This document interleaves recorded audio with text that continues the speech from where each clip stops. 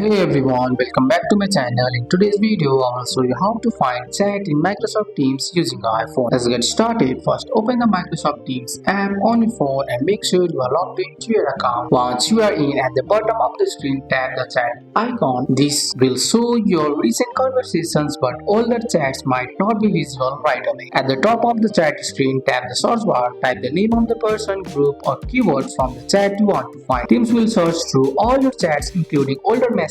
Look through the search result and tap on that chat you are looking for. This will open the conversation so you can see all messages, both recent and older. Once the chat is open, scroll up to see older messages. Team loads older messages as you scroll so you can receive past conversations easily. To make it easier to find a chat in the future, tap the three dot next to the chat and select pin. Pin chat stays at the top of your chat list, and that's it. That's how you find a chat in Microsoft Teams on your iPhone. That's all for today's video, guys. I hope you guys liked this video. If you found this video helpful, drop a like, subscribe for more videos. Thanks for watching. See you in the next one.